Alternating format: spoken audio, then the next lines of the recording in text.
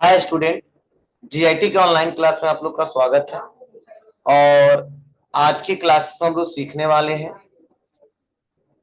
Types of dealer के बारे में कि डीलर्स के कितने टाइप्स होते हैं और किस डीलर्स के लिए क्या रूल बनाया गया है जीएसटी के कैटेगरी में। वो आज के क्लासेस में एक एक करके स्टेप बाय स्टेप सीखने वाले हैं और जानने वाले हैं। तो चलिए सबसे पहले जानते हैं डीलर के बारे में कि डीलर होता कौन है, डीलर किसे बोलेंगे।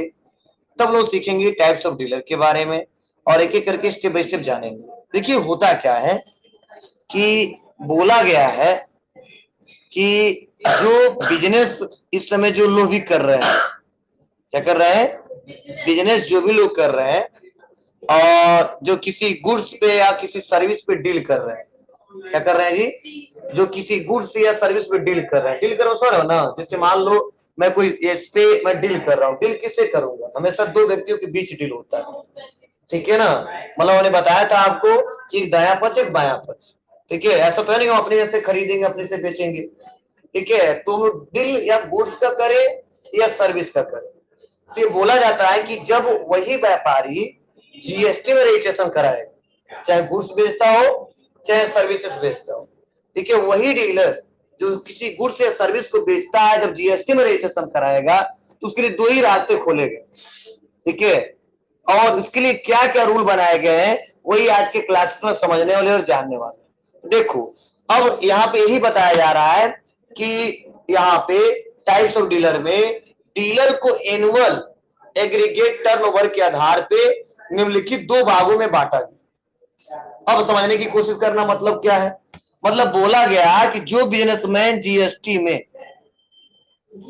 रजिस्ट्रेशन कराने जाएगा, क्या कराने जाएगा, रजिस्ट्रेशन कराने जाएगा, तो उसके एनुअल टर्नओवर के आधार पे, एटीयू लिख दे रहे हैं, एनुअल टर्नओवर के आधार पे बोला गया है कि आपको दो टाइप्स ऑप्शन दिए गए हैं। या तो आप जाओगे रेगुलर में या आप जाओगे कंपोजिशन।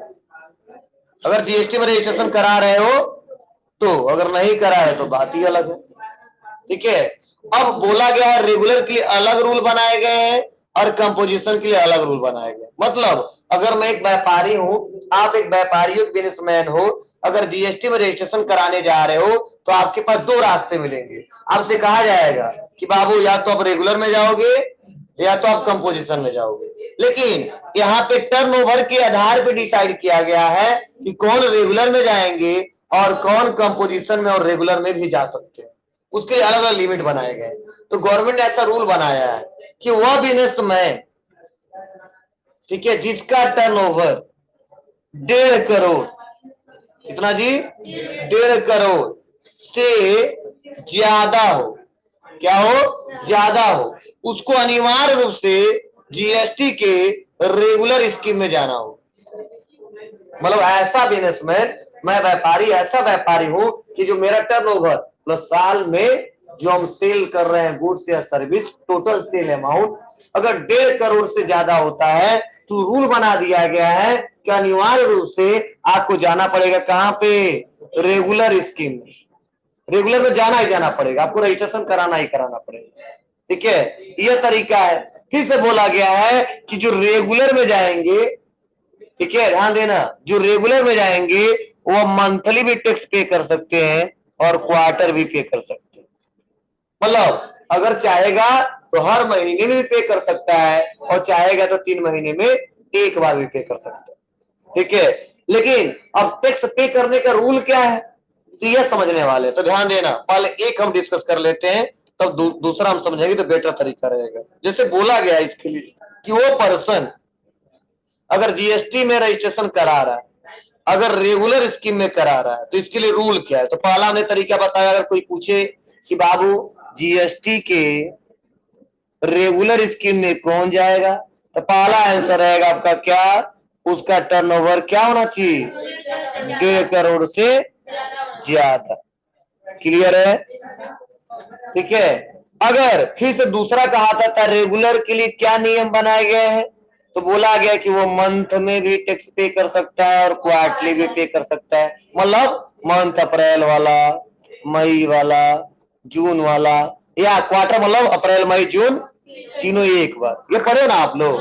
अब बोला गया कि जो ये टैक्स पे करेगा इसके लिए रूल है कि खरीदते समय, याद है आपको मैंने पढ़ाया था, खरीदते समय कितना टैक्स दिया है और बेचते समय कितना टैक्स लिया है। तो मैंने बोला था खरीदते समय जो टैक्स देता है उसको क्या बोलते हैं बाबू? अभी हाल ही पढ़ाया 2 दिन पहले। हाँ आईटीसी, मतलब परचेज करते हैं तो जो टैक्स हम देते हैं उसे क्या बोलते हैं? आईटीसी, परचेज के कंडीशन में। और जो सेल करते हैं उसे क्या बोलते हैं? Tax liabilities. क्लियर है? मतलब परचेज करते समय अपने सप्लायर को जो टैक्स पे करते हैं उसे बोलते हैं आईटीसी प्राप्त हो रहा है, और सेल करते समय जो कस्टमर से टैक्स लेते हैं उसे बोलते हैं टैक्स लायबिलिटीज बढ़ जा रहा है। तो गवर्नमेंट कहता है कि रेगुलर के लिए चाहे हर महीने में पे करो या 3 महीने में एक बार पे करो, आपका जो रूल रहेगा सिंपल है कि जीएसटी पे equal tax liabilities minus ITC. मतलब अगर आपने उस महीने में 20 लिया है और 10 दिया है तो हमको कितना दे देना? 10 रुपए देना, इससे ज्यादा हमको नहीं चाहिए। कुछ समझ में आया? मतलब चलो खड़ा होना पड़ेगा। जैसे सपोज मैं एक ऐसा बिजनेसमैन हूँ कि मेरा जो टर्नओवर है साल भर में मैं 1.5 करोड़ से ज्यादा करता हूँ, तो मैं जाऊंगा पोर्टल पे, जीएसटी के पोर्टल पे जाऊंगा, जब रजिस्ट्रेशन कराने जाऊंगा तो वहां पे ऑप्शन दिए गए हैं कि बाबू या तो आप रेगुलर में जाओगे या तो आप कंपोजिशन में जाओगे। लेकिन ध्यान देना मैंने इंस्ट्रक्शन दिया है कि अगर 1.5 करोड़ से ज्यादा होगा तो आपको रेगुलर में ही जाना होगा अनिवार्य रूप से। ये ऑप्शन नहीं है कि जा सकते हो, जाना ही पड़ेगा। अगर वो करा लिए तो आपके लिए रूल बनाया गया है कि बाबू आप हर महीने भी टैक्स पे कर सकते हो या क्वार्टरली भी पे कर सकते हो, 3 महीने में एक बार पे कर सकते हो। क्लियर है? इससे बोला गया है कि आपको जो खरीदते समय टैक्स दिए हो वो आपको आईटीसी प्राप्त होगा। खरीदते समय जो टैक्स दिए हो वो आईटीसी प्राप्त होगा, और बेचते समय जो आपने टैक्स लिया है किससे? कस्टमर से, वो टैक्स लायबिलिटीज बढ़ जाएगा। और जो हमको टैक्स पे करोगे चाहे 3 महीने में करो चाहे 1 महीने में करो, ठीक है, आप जो पे करोगे वो आप इस रूल के हिसाब से करोगे कि जीएसटी पे equal tax liabilities minus ITC. और उस पूरे महीने में या पूरे 3 महीने में कितना लिया है और कितना दिया है, जितना बचेगा हमको दे देना। अगर तुम्हारा ज्यादा होता है तो हर महीने एडजस्ट करेंगे, अगर मेरा ज्यादा होता है तो उसी महीने ले लेंगे। आपको सर क्या मतलब है?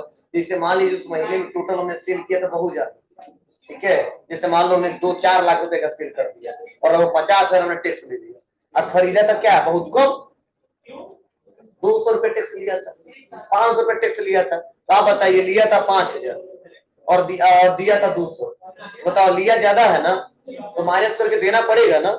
लेकिन उस पर्टिकुलर महीने में 1 लाख रुपए टैक्स हम दे दिए थे और बेचे थे पूरा महीने में 20,000 टैक्स लिए ही, और उसमें व्यापार नहीं चला और माल एक ही बार 2 लाख रुपए मंगवा लिए, ठीक है, बरसात आ गया, ठीक है, वही कारण हो गया हमारा, कमाल हमारे घर काम पड़ गया, दुकान बंद कर दी, किसी कारण हो, मतलब महीने में 2-4-10 दिन दुकान चलाता है तो उतना ही तो बेचेंगे, तो टैक्स कम लेंगे कि नहीं लेंगे?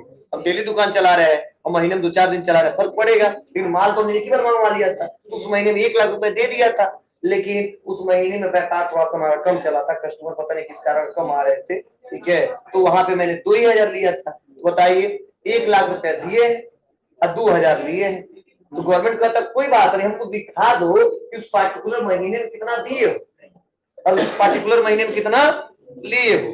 अगर आपका ज्यादा होता है, ठीक है, मेरे पैसे से, तो आप हर महीने एडजस्ट कर लो।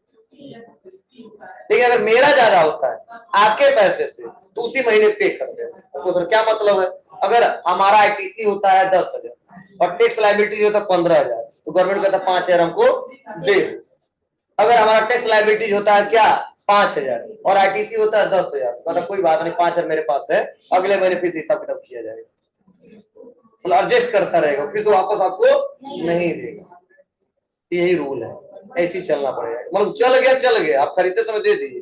अब हाँ मैं आपको इतना ऑप्शन दे रहा हूँ तो हर महीने में एडजस्ट कर दूंगा, आपका पैसा डुबाऊंगा नहीं, दूंगा नहीं, ऐसा नहीं कि नहीं इस महीने में काय कम बेचे थे आप, समझे ना? ऐसा गवर्नमेंट नहीं कहता, यही रूल है, ऐसे ही चलना पड़ेगा। क्लियर है? लेकिन अब रेगुलर के लिए और नियम बनाए गए कि आपको हर महीने पूरा डिटेल इनवॉइस वाइज मैचिंग करके आपको देना पड़ेगा कि कितने का खरीदे हो, कितने का बेचे हो, कितना स्टॉक पड़ा हुआ है, एक एक करके डिटेल वाइज आपको रिपोर्ट देना पड़ेगा, तभी मैं मानूंगा। ठीक है, ये रेगुलर के लिए नियम बनाया गया, रूल बनाया गया। ठीक है, तो उसके लिए जाहिर सी बात है क्या होना चाहिए, कंप्यूटर होना चाहिए। एक अकाउंटेंट, आप ही लोग पढ़ के जाओगे तो कोई अकाउंटिंग करेगा, एक अकाउंटेंट होना चाहिए, उसको हर महीने 10,000 15,000 सैलरी देगा। कंप्यूटर के मेंटेनेंस के खर्च लगेंगे, मतलब और भी बहुत सारे खर्चे बढ़ जाते हैं। किसके लिए, रेगुलर के लिए जो इसमें रजिस्ट्रेशन कराएगा, क्योंकि हर महीने रिकॉर्ड देना होगा। अगर थोड़ा भी लेट करता है तो उसके लिए फाइन, अब हमेशा चेंज होता रहता है रूल, नहीं दोगे उसको नोटिस, उसको दुकान बंद ही करा देगा। ये रेगुलर के लिए बनाए गए। अब कंपोजिशन के लिए क्या बनाए गए, चलिए तो पहले उसको समझा देते हैं, पहले इसको पढ़ के समझा दे रहे हैं जो लिखा गया है, उसके बाद हम एक एक करके चर्चा करेंगे, तब दोनों को कंपेरिजन करके आपको बताएंगे। जी हाँ, तो घट जाएगा। हाँ हाँ, जितना आईटीसी आपको प्राप्त हुआ है वापस करो उतना रिवर्स हो जाएगा, वो पढ़ाएंगे आके आपको। ठीक है, ये तुम यही कह रहे हो कि सब 1 लाख रुपया माल खरीदा था, किसी कारण से 10,000 को वापस कर दिया था, तो उसमें टैक्स भी तो वापस होगा, उतना गवर्नमेंट माइनस कर देता है पोर्टल पे जैसे जाएगा, मतलब रिपोर्ट वो देंगे ना कि मुझसे इतना बेचे थे लेकिन किसी कारण से वापस हो गया था, हम खरीदे थे किसी कारण से वापस कर दिए, तो माइनस होता जाता है। ठीक है, लेकिन रिपोर्ट सही से बनाना पड़ेगा, उस महीने का होना चाहिए। ठीक है, तो देखिए क्या लिखा गया, तो थोड़ा समझ लेते हैं, पढ़ लेते हैं क्या लिखा गया बाबू। ऐसे डीलर जिनका एनुअल एग्रीगेट टर्नओवर 1.5 करोड़ से ज्यादा है, उन्हें अनिवार्य रूप से अपना रजिस्ट्रेशन जीएसटी की रेगुलर स्कीम में कराना होता है, और ऐसे डीलर को अपना टैक्स मंथली या क्वार्टरली जमा करना होता है, और ऐसे डीलर को टैक्स कैलकुलेट करने के लिए निम्नलिखित फार्मूले का प्रयोग करना होता है, और 1 जनवरी 2021 से क्यूआरएमपी स्कीम के अंतर्गत क्वार्टर रिटर्न भी फाइल कर सकते। पहले लोग मंथली करते थे, और एक स्कीम आ गया क्या, क्यूआरएमपी, अब इसका फुल फॉर्म सर्च करते रहना, 1 जनवरी से आया है, तब से क्या हुआ है, क्वार्टर ही रिटर्न फाइल हो रहा है। मतलब पहले केवल मंथली लोग करते थे, अब क्या कर रहे हैं हम जी। अब देखो अब कैसे कैलकुलेट करता है, तो देखो मैं अभी पढ़ाया हूं ना आपको, जीएसटी पे equal tax liability minus ITC. 20 रुपया लिया, 10 रुपया दिया, देना कितना है 10, 10 लिया 20 दिया तो कितना देना है, एक भी नहीं देना है, हमारा ही पैसा है गवर्नमेंट के ऊपर। समझे, नहीं समझ आया। अरे यार सपोज लो, इसको हम ऐसे समझा रहे हैं, समझ में है, कई लोग का चेहरा थोड़ा सा डाउन है।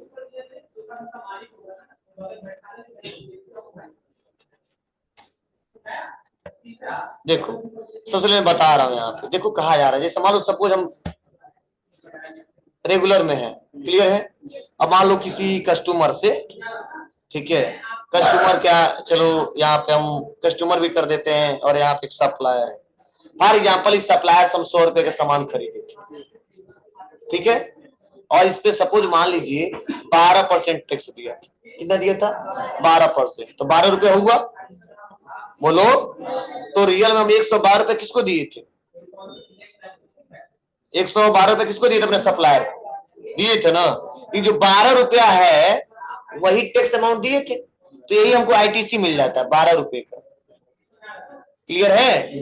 और हम मान लो कस्टमर को बेच दिए तो वही सामान 200 रुपए, कितने दे दिए थे 200 में, और 12% टैक्स चार्ज किया था, लेकिन वहां पर कितना हो गया 24 रुपए, कितना हो गया 24, तो जो पैसा 24 रुपए ले लिए ना, ये टैक्स लायबिलिटीज हो जाता है। तो गवर्नमेंट कहता है इस पूरे महीने में समझ 100 रुपए खरीदा ही था, अब 12 रुपए दिया था, इस पूरे महीने में 100 रुपए का बेचा ही था 200 रुपए का, तो दिया कितना, लिया कितना 24, तो गवर्नमेंट का कोई बात नहीं, टैक्स लायबिलिटीज माइनस आईटीसी, तो देखेंगे 24 माइनस 12 कितना आएगा 12, समझे ना।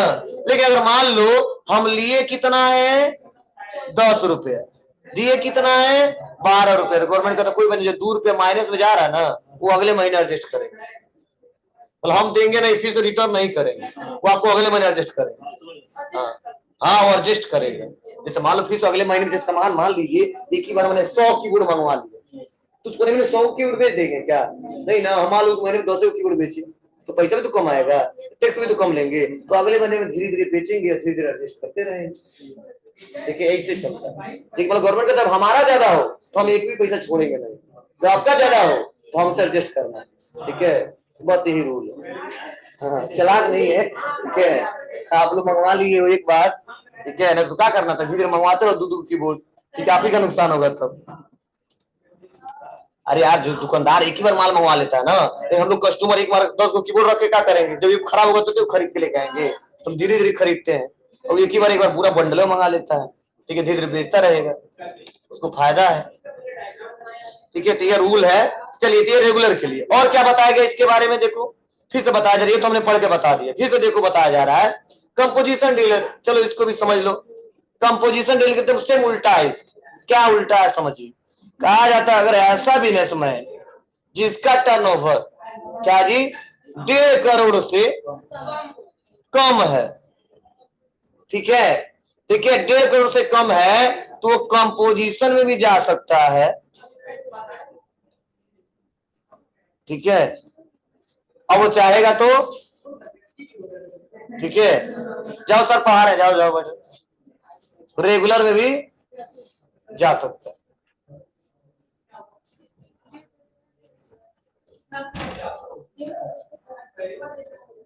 समझे, मतलब यह कंपोजिशन में जा सकता है और रेगुलर में, ऑप्शनल है, ऑप्शन दिया गया आपको। तो क्यों ऐसा दिया गया, ठीक है, मतलब बोला गया है कि ऐसा व्यापारी है जिसका टर्नओवर अगर 1.5 करोड़ से कम है, तो चाहेगा तो रेगुलर में भी जा सकता है, चाहेगा तो कंपोजिशन में भी जा सकता है। अब कहो सर क्यों ऐसा रूल बनाया गया, और रूल इसलिए बनाया गया है कि गवर्नमेंट चाहता है कि जो छोटे छोटे व्यापारी भी है ना, वो हमसे जुड़े। जैसे मान लो जिनका 1.5 करोड़ से ज्यादा हो, कम हो, तो मान लो तो कहाँ जाएंगे, इसलिए दिक्कत है। अरे उसका भैया है कि चाहता नहीं हम रेगुलर में ही जाएं, हर महीने हम टैक्स पे करेंगे, क्वार्टर पे करेंगे, ठीक है। और कुछ लोग ऐसे होते नहीं, कहते नहीं है मेरे पास इतना रिकॉर्ड नहीं है, मेंटेन नहीं कर पाएंगे, ठीक है। तो गवर्नमेंट चाहता है कि छोटे व्यापारी वो भी हमसे जुड़े, तो गवर्नमेंट ने ऑप्शन दिया है, तुम चाहो तो कंपोजिशन में जा सकते हो, चाहो तो रेगुलर में जा सकते हो, लेकिन रेगुलर में जाओगे तो उसके लिए रूल अलग है, कंपोजिशन में जाओगे तो उसके लिए रूल अलग है। तो कंपोजिशन स्कीम को इसलिए बनाया गया कि जीएसटी प्रोसेस को और आसान बनाया जा सके, और छोटे छोटे जो व्यापारी वो भी हमसे जुड़े। आपको सर कैसे जुड़े और समझने की कोशिश करना, इसके लिए ऐसा रूल बनाया गया है कि बाबू आपको हर महीने जो रेगुलर वाला स्टॉक मेंटेन करके देगा कि कितना खरीदा है, कितना बेचा है, इनवाइस मैचिंग, एक कंप्यूटर ऑपरेटर, एक कंप्यूटर, वो आपको नहीं करना पड़ेगा। इतना छूट मिल गया इसको, मतलब दिन भर में मान लो महीने में हम 10,000 कमाते हैं, और एक कंप्यूटर ऑपरेटर को रख ले तो 10,000 वही ले लेगा, तुमको बचेगा क्या।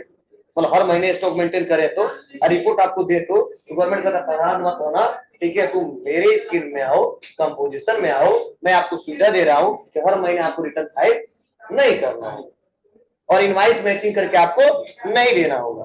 बस 3 महीने में एक बार आप रिकॉर्ड हमको देना, और जितना आप बेचे होंगे उसका मैं 1% टैक्स के रूप में ले लूंगा।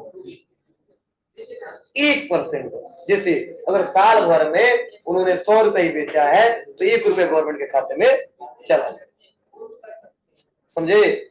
साल भर में अगर 1,000 का ही बेचे हैं तो 10 रुपए गवर्नमेंट के खाते में चला जाएगा। मतलब करेंट रेट क्या है इस समय प्रेजेंट है 1%, कितना है जी 1%। मतलब गवर्नमेंट, आपको सर क्यों ऐसा रीजन है, मतलब गवर्नमेंट चाहता है जो छोटे व्यापारी वो भी हमसे जुड़े, ठीक है। और क्यों जुड़े, क्योंकि हम कह दें कंप्यूटर भी रखो, एक ऑपरेटर भी रखो, तो मेरे पास इतनी क्षमता नहीं है कि मैं उस व्यापार को चला सकूं, सैलरी देने में और इस मेंटेनेंस करने में ही बर्बाद हो जाऊंगा, तो व्यापार चलाऊंगा कैसे। तो कहता कि अगर उस लायक हो कि नहीं तुम सही से रिकॉर्ड देना चाहते हो और एक कंप्यूटर ऑपरेटर रख सकते हो, तो आप चाहो तो रेगुलर में आ सकते हो, भले टर्नओवर आपका कम क्यों ना हो, मतलब 1.5 करोड़ से कम हो तो भी आप जा सकते हो। लेकिन नहीं, उतनी क्षमता नहीं है, कोई बात नहीं, मैं आपके लिए ऑप्शन दिया हूँ, कहाँ आ जाओ, कंपोजिशन में आ जाओ, और मैं आपको कुछ छूट दे रहा हूँ। क्या छूट दे रहा हूँ, तो आपको हर महीने रिकॉर्ड मेंटेन करने की रिक्वायरमेंट नहीं है, लेकिन कुछ ड्रॉबैक भी है, इनको आईटीसी प्राप्त नहीं हो, मतलब खरीदते समय जो टैक्स पे अपने सप्लायर को देंगे करेंगे वो आईटीसी इनको प्राप्त नहीं होगा, और न इनको टैक्स कलेक्ट करने का अधिकार दिया है, न ये टैक्स इनवाइस इशू कर सकते हैं, ठीक है। ये ड्रॉबैक है, फिर भी अच्छा है। अच्छा क्यों है, क्योंकि हर महीने उनका सैलरी और कंप्यूटर के खर्चे कुछ बच जाएंगे और हर महीने का टेंशन खत्म हो जाएगा कि बाबू अब महीने का लास्ट आ रहा है, कैसे स्टॉक मेंटेन करें, कितना बचा है, कितना और लाना है, कितना मंगवाना है, कैसे गवर्नमेंट को दूंगा, वो टेंशन हो जाता है हर बार, हर महीने के लास्ट नहीं देगा तो फाइन लगाना पड़ेगा। इसका वो टेंशन नहीं रहेगा, एक बार देगा, करंट दिखा देगा, इतना सेल किए, उसका 1% गवर्नमेंट क्या कर लेगा, काट लेगा। यही रूल बना है किसके लिए, कंपोजिशन के लिए। और लाया क्यों गया, जीएसटी प्रोसेस को आसान बनाने के लिए।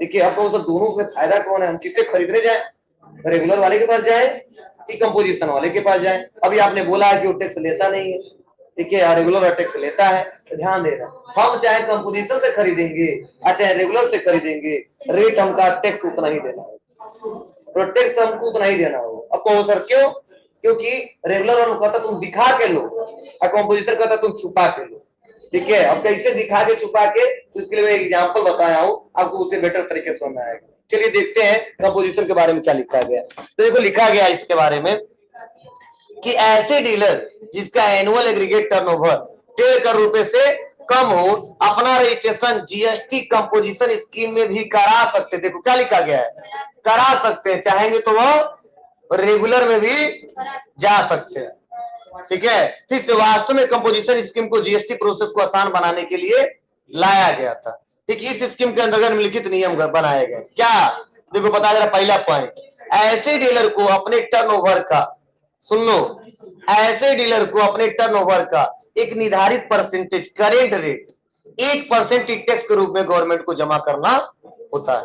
मतलब जो टर्नओवर जितना रहेगा उनका कितना दे देगा, 1%। फिर से ऐसे डीलर को ना तो डिटेल रिकॉर्ड मेंटेन करने की जरूरत पड़ती है और न ही टैक्स इनवॉइस इशू करने के लिए आवश्यक रूल और प्रोसीजर फॉलो करना पड़ता है। क्या समझे, ऐसा डीलर कोई रिकॉर्ड मेंटेन करने की रिक्वायरमेंट नहीं होती है और न ही इसके लिए टैक्स इनवॉइस के लिए कोई रूल फॉलो करने होते हैं और न ही स्टॉक मेंटेन करने की जरूरत पड़ती है और न ही सेल और परचेज का इनवॉइस वाइज रिटर्न फाइल करना होता है। लेकिन ध्यान दो, ऐसे डीलर को केवल क्वार्टरली रिटर्न फाइल करना होता है, 3 महीने में एक बार। फिर से बताया जा रहा है, ऐसे डीलर को आईटीसी प्राप्त नहीं होता है और ऐसे डीलर को टैक्स इनवॉइस इशू करने का अधिकार नहीं है, और इसको टैक्स इशू करने का अधिकार नहीं दिया गया है। और फिर से बताया जा रहा है, ऐसे डीलर टैक्स कलेक्ट नहीं कर सकते, ना इनको आईटीसी मिलेगा ना टैक्स कलेक्ट कर सकते। तो कहोगे सर कैसे, ये तो खरीदते समय देता है और इसको आईटीसी भी नहीं मिल पाता है, ठीक है, तो कैसे इसके पास आता होगा, ये तो घाटे में जाएगा, नहीं जाएगा। चलिए इसको एक एग्जांपल के साथ समझते हैं, तब बेटर तरीके से आपको समझ में आएगा और रियल में पता चलेगा हाँ रियल में फायदा क्या है इसका। तो देखिए बताया जा रहा है, देखिए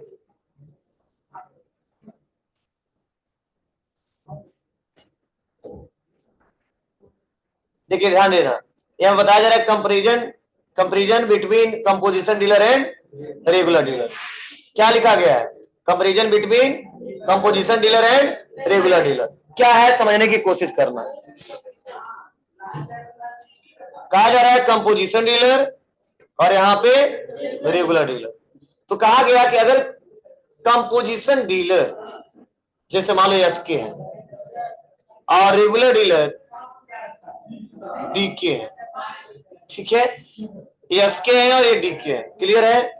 अब किसी गुड्स को ये परचेज कर रहे हैं, परचेज मतलब खरीद रहे हैं, बेच रहे हैं, खरीद रहे हैं, कितने में, 25,000 में, और रेगुलर डीलर डीके भी खरीद रहे हैं किसी गुड्स को 25,000 में, सेम वही गुड्स दोनों लोग खरीद रहे हैं, तो दोनों बराबर है। अब कहा जा रहा है जो जीएसटी चार्ज खरीद रहे हैं तो लग रहा है कितना परसेंट इस पे, 5%, तो टोटल वैल्यू आ रहा है 1250, कैलकुलेशन कर लेना। फिर से जीएसटी रेगुलर के लिए भी 5% है, ठीक है, ऐसा तो है नहीं दोनों लेके अलग अलग रूल बनाए हैं कि बाबू तुम एक कीबोर्ड खरीद रहे हो तुम्हारे लिए 5% नहीं 10% है, दोनों लिए सेम है, इनका भी 1250 और इनका भी 1250। मतलब दोनों लोग जब खरीदने गए और 25,000 ये भी खरीदे 25,000 के ये भी खरीदे, उस कीबोर्ड पे 5% इनका भी लगा था 1250 और इनका भी लगा था 1250, ये दोनों बराबर आ गए। इतना क्लियर है सबको। चलिए अब यहाँ पे बताया जा रहा है कि कंपोजिशन डीलर का तो टोटल जो कॉस्ट है वह हो गया 26,250, 26,250, और रेगुलर डीलर के लिए टोटल कॉस्ट हो गया 26,250। यहां तक बराबर है कि नहीं है, बराबर है। अब चलिए अब रूल के हिसाब से हम लोग काम करेंगे। अभी मैंने आपको बताया है कि कंपोजिशन डीलर ना इनको आईटीसी प्राप्त होगा और ना यह टैक्स कलेक्ट कर सकते हैं। बोलो पढ़ाया हूं अभी। रेगुलर के लिए हमने बताया है कि इनको आईटीसी भी प्राप्त होगा और ये टैक्स कलेक्ट कर सकते हैं। पढ़ाया था ना। अब समझिएगा, अब गवर्नमेंट ने रूल बना दिया है, चेंज कर दिया है। चेंज क्या किया है, कहा है कंपोजिशन डीलर के लिए बाबू तुम क्या करना, जो 26,250 है ना उसी पे 10% मार्जिन ऐड कर लेना।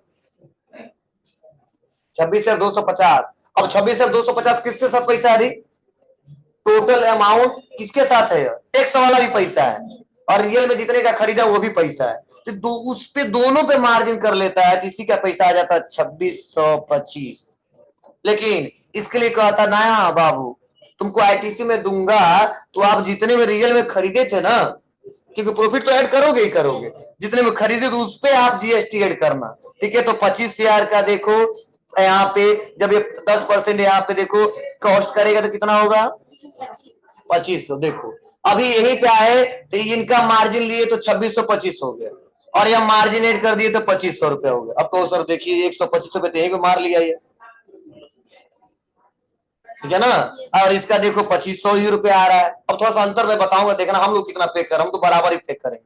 फिर से बोला गया है कि इनका सेल प्राइस क्या होगा, तो डीलर कॉस्ट प्लस मार्जिन, तो टोटल 26,250 में खरीदा था टैक्स के साथ और इन्होंने मार्जिन ऐड किया, तो टोटल जब जोड़ोगे तो आपका आ जाएगा 28,875। और यह देखो अब यही जब मार्जिन ऐड करेंगे तो यह जोड़ेंगे तो इनका sale price total purchase plus margin हो जाएगा 27,500। अब बताओ यहीं पे इनका डीलर को कॉस्ट हो गया 28,875 और यहीं पे हो गया 27,500। लेकिन इनके बोला है ना कि ना इनको आईटीसी प्राप्त होगा ना टैक्स कलेक्ट करने का अधिकार दिया गया। यही में लिखा गया है कि GST tax composition dealer can not charge tax. नहीं नहीं है, ठीक है, मतलब यह क्या करेंगे, यह जीएसटी चार्ज नहीं करेंगे, तो इनका बैलेंस क्या आ गया जी, 0। तो एक कंज्यूमर जो खरीदेगा कितने में खरीदेगा 28,875। क्लियर है।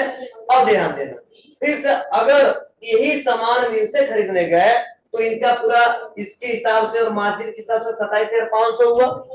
जब ये 27,500 है उन्होंने क्या किया, जीएसटी भी चार्ज किया क्योंकि रूल है करना पड़ेगा तुमको, तो इन्होंने चार्ज किया तो 1,375 आ गया। तो जब 1,375 जोड़ोगे तो कस्टमर प्राइस इसका भी 28,875 आ गया। मतलब चाहे इनके पास जाए खरीदने चाहे इनके पास जाए खरीदने हमको तो उतना ही मिलेगा। समझे। अब क्या है, तो मैंने इसके लिए रूल बनाया है कैसे टैक्स पे करेगा, तो जितना आईटीसी प्राप्त हुआ है और जितना टैक्स लायबिलिटी बना है माइनस कर जितना बचेगा दे देगा। यही है ना tax payable tax liability minus ITC. कितना लिया 1,375 माइनस कितना दिया था 1,250, तो टोटल कितना पे कर रहा है 125।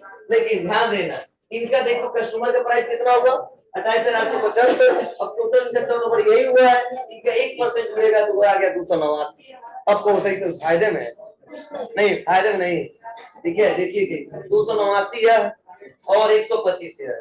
अब मतलब फायदा क्या है, यहाँ पे आपको लग रहा है अमाउंट ज्यादा है, लेकिन यहाँ पे ज्यादा है और यहाँ पे कम है। अरे यार इसको हर महीने रिकॉर्ड मेंटेन करने की रिक्वायरमेंट है। एक अकाउंटेंट को रखेगा तो कम से कम कितना, तुम ही जाओ फ्रेशर को नहीं, हम 2 में काम नहीं करेंगे, कम से कम 8-9 हजार दीजिए, हर महीने 8-9 हजार सैलरिया देगा, समझ आता है आपको ना।